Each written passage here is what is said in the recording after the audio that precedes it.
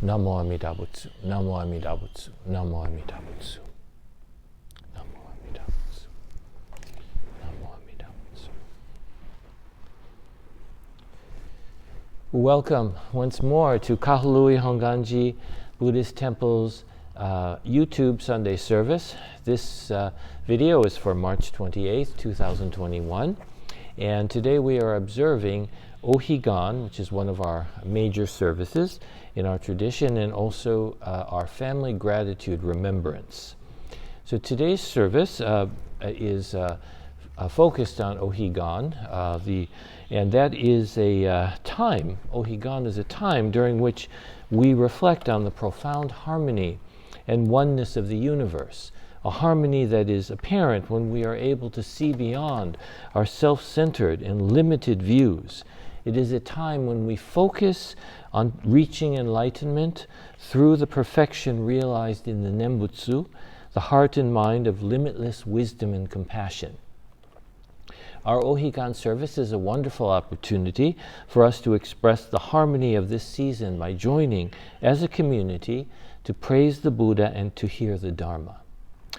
Today is also our family gratitude remembrance, and we will offer an expression of gratitude to all those of our departed family members and friends who have a memorial service during this month of March, as well as all others that you wish to remember.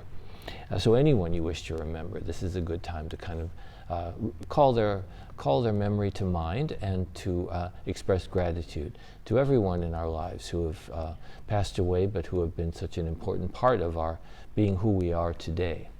So our service today will continue with the Vandana and the Tisarana, calling on the Buddha, praising the Buddha's enlightenment, and then taking refuge in the Buddha, Dharma, and Sangha. We will then have the aspiration for O-Higan and for family gratitude, and then we will chant Gasho to Amida. And following Gasho to Amida, we will recite the Golden Chain of Love. And then we will have the Dharma Message. Now, for our O-Higan and family gratitude service on this March 28th, we will actually have the live service, in-person service in our temple. So we're trying to get back to doing that once a month, and we'll see how things go with the COVID situation, but with social distancing and everything, that is hopefully we will work out. And we had to stop for a while as the numbers got worse, but we're going to try again. And so we will bring you the Dharma Message recorded from the in-person service. So that's why this video today will be appearing later in the day, not in the morning as usual, but in the afternoon. So you'll see the Dharma Message from the live service. And following the Dharma Message, we will chant the Metta, or the loving kindness meditation, and then sing the Nambutsu, and then we'll have some closing words. So please join me now in Gasho as we recite the Nambutsu to begin our service. Namo Amida Butsu, Namo Amida Butsu, Namo Amida Butsu.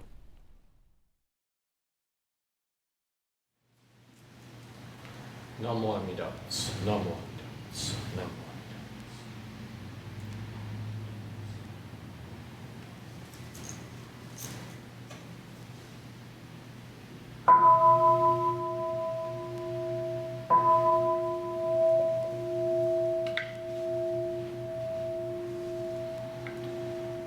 Namo tassa bhagavato arahato samma sambuddhassa.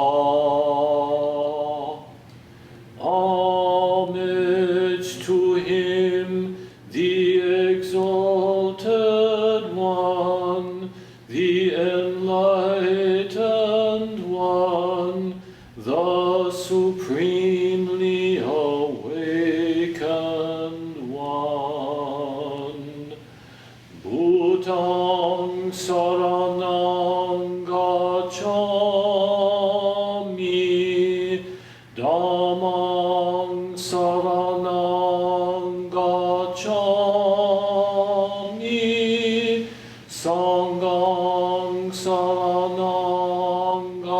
gacchami. I go to the Buddha for guidance. I go to the Dharma for guidance. I go to the Sangha for guidance.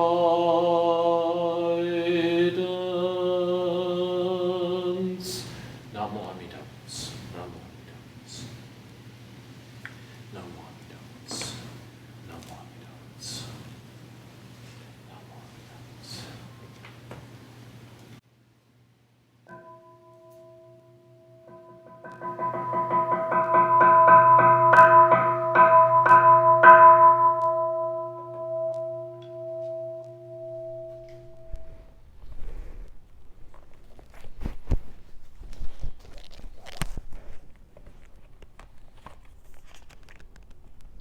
We gather together for this spring O-Higan service in the spirit of harmony and oneness, and we aspire that our minds and hearts be always guided by compassion.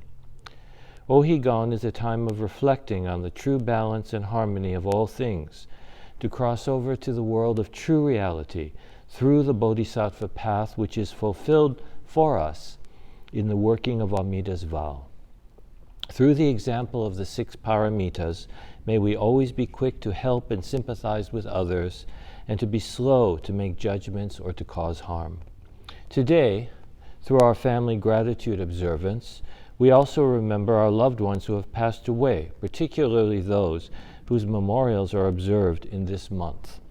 In appreciation of them, let us reflect on the transience, the uncertainty, and the impermanence of our existence, so that we may awaken to realize the true significance of living. Let us live our lives in gratitude for the great kindness we are always receiving from others, and seek to repay our debt of gratitude for the countless gifts that make our life possible. In deepest gratitude for the many blessings bestowed upon us, let us repeat the name which is true reality itself, boundless light, limitless life. Namo Amida Butsu. Namo Amida Butsu. Namo Amida Butsu. Namo Amida Butsu.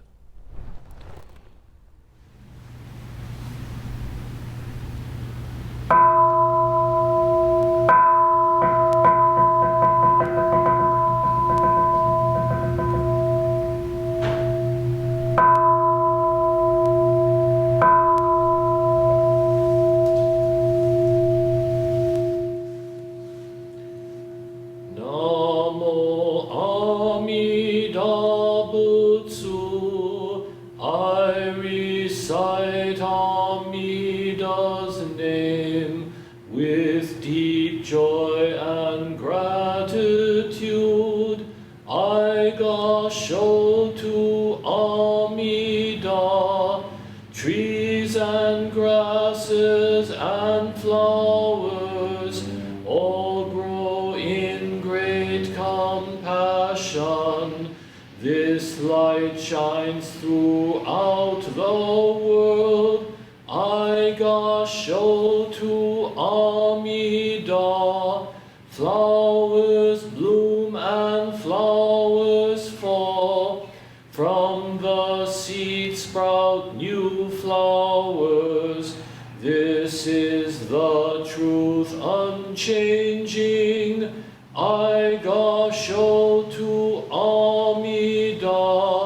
Springtime brings the happy birds. Their songs all praise Amida. I join them in Nambutsu. I gasho to Amida. When I call Amida's name, it's Amida calling me. Buddha's voice, my voice are one. I gasho to Amida. When I'm lonely, I recite Namo Amida Butsu. Then I feel feel great compassion. I gasho to Amida, Nambutsu in work and play, every day with Amida, every moment filled with light. I gasho to Amida, remember the golden chain, kindness to all living things. I will follow this teaching. I gasho to Amida, in the clear bright morning sun, in the fading light of day, in the darkness of the night, I gasho to Amida. Namo Amida Butsu. I live in great compassion. This great power guides my life.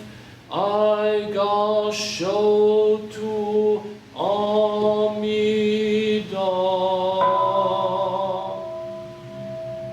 Namandabu.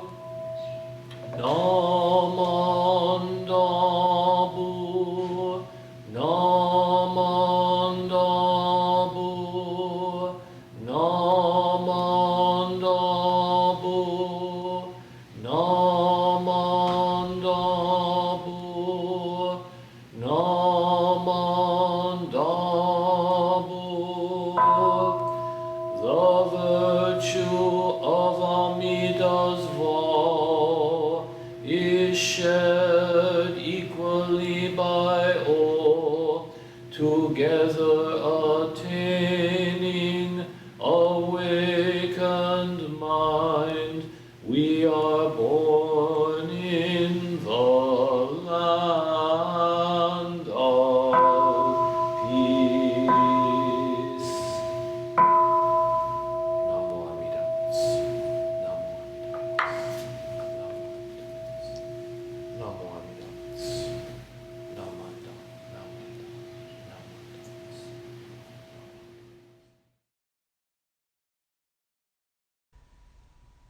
Golden Chain of Love. I am a link in Amida Buddha's golden chain of love that stretches around the world. I must keep my link bright and strong. I will try to be kind and gentle to every living thing and protect all who are weaker than myself. I will try to think pure and beautiful thoughts, to say pure and beautiful words, and to do pure and beautiful deeds, knowing that on what I do now depends not only my happiness or unhappiness, but also that of others. May every link in Amida Buddha's golden chain of love become bright and strong, and may we all attain perfect peace. Namo Amida Butsu. Namo Amida Butsu. Namo Amida Butsu. So, I would like to share a few thoughts about the Buddhist teaching with you this morning. How are you all coping? Good. It hasn't been an easy time, has it? With all of the stuff going on, and with the COVID and the pandemic, and not to mention all the troubles in the world, and then just dealing with everything and the stress it's hard. But it is nice to see everybody here in person for a change. I'm kind of always, talking to empty pews when I do those, when I do the Sunday video, for the YouTube videos. So this one we're recording so it can go into today's video. So just kind of to connect the in-person service with the video. So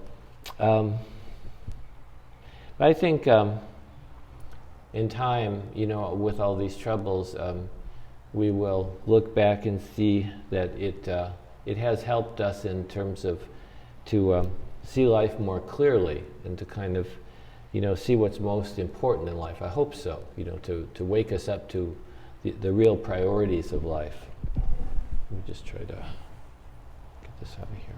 Okay. So sometimes, since as a minister in times of funerals and things like that, people will ask me religious questions that express their worries and anxieties. And so I might have the question, where do my loved ones go when they die? And I think that question expresses the fears that people have about the end of life. And it's hard to answer those kind of questions. I mean, if you think about it, if you stop to think about it, no matter how much you might know about Buddhism, I've never been beyond this life, so I really don't know the answer of what happens after we die.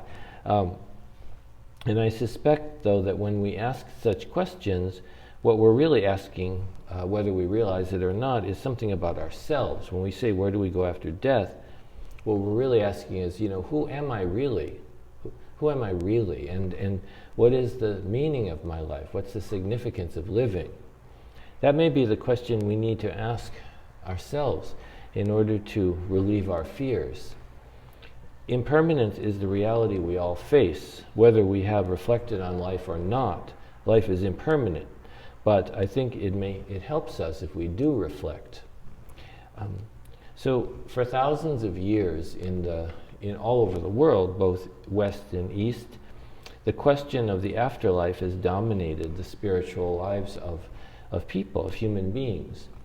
It's unfortunate that the imagination of human beings have long put an emphasis on life after death and have too often devalued everyday life as if it were, less or even no significance, no importance. Religions have contributed to this kind of thinking, encouraging people to look forward to the next life as being the real thing, while as for this present life, this is something we're just passing through. I've often heard people say that expression, we're just passing through. So the life after death is the real thing. But why do we think this way? Actually, there's not enough time to talk about historically, the history of human thinking, why we think this way. But, in the earliest period of human life, people probably found death when they first began to be really cognizant, really aware of death as a concept. They probably asked that question: where do we go? It probably and that probably drove the development of the idea of religion in the first place, among other things. But it probably had some influence. I imagine that death was originally simply a source of sadness at the loss of the member of the group among early humans. But it was natural for people to wonder, what happens to my father, my mother, brother, sister, friends who died? What happens to them? You realize this person has lived, this father, mother, child, sibling, friend, and suddenly that life has always been an inseparable part of my life, and then suddenly that life is gone. And so an imponderable mystery faces the ones who are left behind. Where has this person, this life gone? Faced with this mystery, human creativity imagined worlds beyond this one. Different, though actually quite similar, where life continues after death. And as the sense of morality or right or wrong developed among people, so too did the awareness that right and wrong do not necessarily prevail in this world. The afterlife provided a way for the unfulfilled rewards and punishments owed for actions in this life, yet unfulfilled at death, to be resolved, and for the balance of the world to be restored.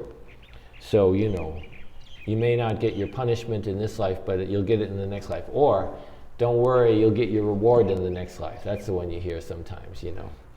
Unfortunately, as the afterlife began to be seen as a place of potential punishment, the end of life also became a time of fear, right? So, you know, when people face death, they also were now thinking, oh, maybe I'm facing punishment for what I've done. I don't know what I've done, but maybe I did something bad and I'll be punished for it, right? So even the hope of reward in the next life also has a downside. If you're thinking about, oh, I'm going to be, you know, I'm going to heaven, I'm going to be rewarded in the next life. History has demonstrated that the promise of fulfillment after death has provided a great rationale for the exploitation and oppression of the poor and helpless by the rich and powerful. The poor and dispossessed are always told, don't worry about what happens to you in this life, just be good and obedient to your betters, and if you do, you will receive your reward in the next world. Because of this belief, injustice and inequality has been perpetuated and allowed to become institutionalized. And this is history. This is human history in a nutshell. And worst of all, this emphasis on the afterlife also robs us of something fundamental, so fundamental that we're often unaware of it. What is that? What is that fundamental thing? It's simply the importance of the life we are living now, this moment. We truly live. To truly live is to be able to appreciate life now, to have the awareness that each moment matters, no matter whether we succeed or fail, whether life is fair or not, whether we win or lose. Our real life does not begin at death, when we go to the Pure Land or to a better birth or to heaven or something. We are often told that life is all about struggle and work. You probably heard that. True happiness and fulfillment is for the next life, or maybe for retirement. But when you get to retirement or to heaven or the Pure Land, right, you may be disappointed. I don't know. Happiness is said to be a reward, not a natural state. Even here in America, where people have been, where we even have it written down in, Declaration of Independence, right? The pursuit. Where's that? The Constitution. Pursuit of happiness. Yeah. So even in America, here, where people have been very successful in a materialistic way, where we have been taught to actively pursue happiness as an inherent right? True happiness is nearly impossible to find. The rich and powerful are certainly not happy. According to statistics, suicide is the eighth leading cause of death in the U.S. and the third leading cause of death for people aged 15 to 24, mostly middle class and above. There is truly a profound absence of happiness in a society where even privileged young people despair of their lives and wish to end them. Buddhism calls us to return to the present. That's right now. It's not an abstract concept. It's really right now. The moment of life we are actually living, to wake up to life as it really, really is. Even though people mistakenly believe that Buddhism is concerned with the afterlife, with going to the Pure Land when you die, for instance, the Buddha's teaching is actually about the wholeness of life as it is experienced in the present moment. If you continue to reflect deeply on your ever-changing, impermanent life, on its sources, and on all the interconnections that link your living with all of life, all living beings, all things, you will gradually come to realize that the one and only life you live is always the totality of life, the oneness of life, which you are at one with in this present moment. You're already there. There's no you outside of this. The totality of life is called measureless life, or the oneness of life, which is what the meaning of Amida Buddha is. Amida means measureless life. Realizing this, all of my clinging and striving for success and fulfillment for acceptance and approval really means nothing.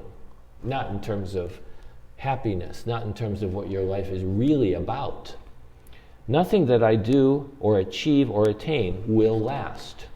One Buddhist minister, his name was Kiyozawa Manchi, once said, "Who am I? I am nothing but this moment in the flow of life. This flow of life is not within my control.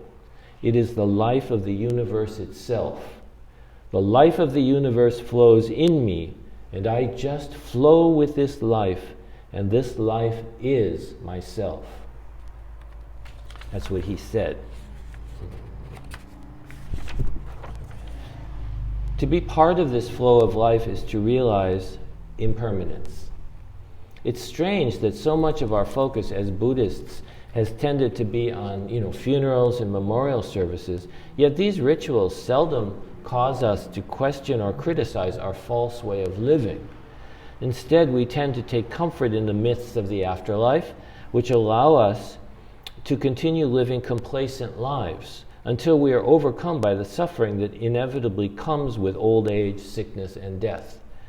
How tragic it is that we waste our lives in such a way. As Buddhists, it's essential to question the myths and comforts of afterlife beliefs and turn our focus back to the reality of life, to the question, who am I and what is the meaning of my life? Now, before it's too late. Within this question, we can find true happiness and appreciation in each irreplaceable moment on our brief journey through this world as human beings. So today we are observing spring O-Higan. So O-Higan is observed twice a year at the fall and spring equinox. The equinox is when the days and nights are of equal length, as you know, and this is a time when, at least to ancient people, that it reminds, they are being reminded, they felt reminded that of the balance and harmony inherent in reality, in nature, and in the universe, despite all of its changes. So, winter, the days become short, the nights are very long, it's cold, nothing grows, Then spring comes and things equal out. The days and night are equal. And then, things begin to grow, it's warmer and so on, until, again, the nights start to become longer. First the days become longer, then the nights become longer. So it just goes through that year after year. But we always come back twice a year to those times of equality, and that was very significant. Now the word Higan actually means crossing over, okay? What crossing over what? Some kind of hindrance, obstacle. That's usually ourself. We're the obstacle to our own enlightenment, to our own happiness. Our ego is the obstacle. So this Higan was an observance that for the monks who practiced it in ancient times, it centered on practicing the paramitas, the 6 paramitas. And paramita actually means, people think it means perfection, right? You've probably heard it said the 6 perfections. It doesn't mean perfection. You can't perfect anything. Once you perfect something, it's dead, right? It stops. There's no room for growth one way or the other, right? It's not perfection. It means crossing over. It means the same thing as Higan. So that's why Higan is the time of practicing the paramitas traditionally. So what are the paramitas? Are dana, selfless giving, responsibility, taking responsibility for what you do, patience or endurance, just keeping in there, don't get upset, just keep going. Effort, you have to work hard. Mindfulness, that's of course a practice of meditation and awareness, and then wisdom, which really encompasses everything. And these qualities represent the truest and deepest life as it truly is, as it's supposed to be. And to realize them is to cross over. But again, we cannot perfect ourselves.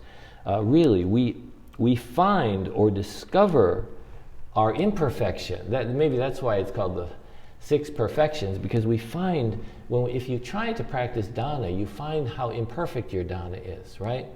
Right? We discover our selfishness, we discover our lack of perfection in the pursuit of these ideals, right? So, and then we become able to seek true wisdom, not by saying, I am going to become truly wise. Wisdom encompasses all the paramitas. So I am not going to make myself wise, but through the help of others, I am allowed to attain wisdom. I'm gaining wisdom through the help of others. And I learn from others, and I realize the most important thing, my complete dependence on others. That's interdependence. That's the other side of impermanence. Impermanence and interdependence are really the same thing. And on this path, the Bodhisattva path, that's what it is, the path toward becoming Buddha, our understanding unfolds throughout our life. And instead of trying to be better than others, it's not a competition, we see that we are always less, right? The person, you can always tell the person who's truly on the Bodhisattva path because they always see themselves as less. Other people are Buddha to them, right? One person, I forget, many people have said this, but the idea that Amida, when Amida looks at us, of course Amida means reality, but our idea of Amida as a Buddha, when Amida looks at us, Amida doesn't see these pathetic, poor creatures that are so imperfect. Amida only sees Buddha. So that's why we become Buddha, because Amida embraces us with this Buddhahood, which is what? What is Buddhahood? It is the perfection of non-judgment, right? To see everything and see it as good. So Amida sees me, this foolish person, and sees Buddha. Amida sees you and sees Buddha. And so you become Buddha, right? Ultimately, you are one with Amida Buddha, which is boundless wisdom, boundless light, boundless love, boundless compassion. That's what reality really is. So, even though people have always worried about, the question, where am I going when I die? And of course, worrying about ending up in hell. But we don't need to worry about that. O-Higan teaches us that perfection and true peace come about as we recognize that our selfish life is already hell. There's only room to go up. We can't go, don't have to worry. And that's okay, because we don't need to worry about where we're going. We need to realize that heaven, or the pure land, whatever we call it, is always there. Our judgmental mind, right, our mind that looks at others and sees faults and imperfections, not like the Buddha, which looks at others and only sees perfection, only sees Buddha, right? So our judgmental mind is always looking for something to flatter it. We want pleasure, we want comfort, we want praise, ego fulfillment, And so that mind, it spoils the moments of life, right? It wastes the moments of life because it's always telling us there's something better out there, something better far away, something better in the future, and somewhere down the road, things are going to be better. It makes us constantly. The bad part of that is that it always makes us dissatisfied with the life we're actually living, and always looking for something else beyond what we have in this present moment, beyond ourself. Actually, the Pure Land is right here, you see? We see it through gratitude, through appreciation, realizing, you're helping me to live. You're always giving me the gift of life. We don't even need to cross over to find this reality, because over is already where we are. When we allow humility and simplicity to grow in us and can realize our infinite debt of gratitude that we owe to others for every precious and unrepeatable moment of life. So, thank you very much for listening, and I hope you will all continue to stay safe and well. How many people have had their vaccines yet, by the way? A lot of you. Okay, good. Not me though. I've been raising my hand just to get you to raise your hand, but I haven't had it yet, so I still have to do that. Because it involves bureaucracy, I'm afraid I hesitate to do it. Well, I got to do that now soon. So, but thank you very much for listening, and let's put our hands together in Gasho now and recite the Nambutsu. Namo Amida Butsu. Namo Amida Butsu. Namo Amida Butsu.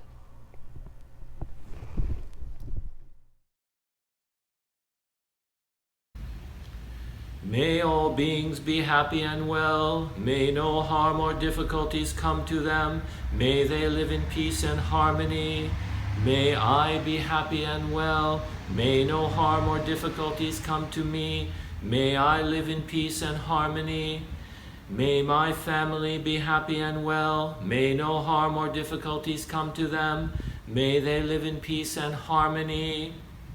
May my teachers be happy and well. May no harm or difficulties come to them. May they live in peace and harmony. May my friends be happy and well. May no harm or difficulties come to them. May they live in peace and harmony. May strangers be happy and well. May no harm or difficulties come to them. May they live in peace and harmony. May my enemies be happy and well. May no harm or difficulties come to them. May they live in peace and harmony. May all beings be happy and well. May no harm or difficulties come to them. May they live in peace and harmony. Namo Amida Butsu. Namo Amida Butsu. Namo Amida Butsu. Namo.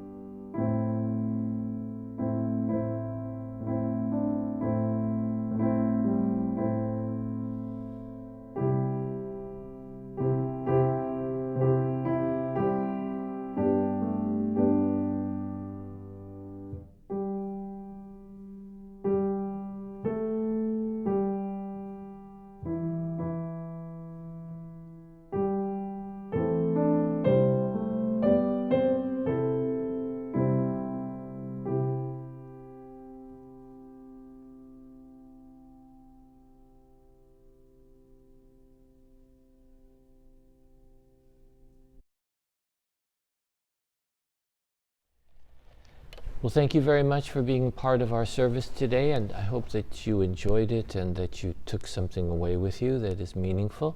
And during this difficult time with COVID and all the upheaval and difficulties in the world and the sufferings that people are undergoing, it's a time of when it should be a time really for us of all of great self-reflection, of the attempt to improve our own lives, our own way of living, to make life better for others, and to grow in the spiritual reality.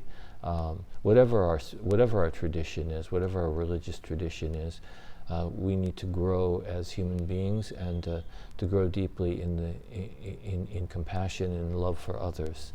So thank you very much.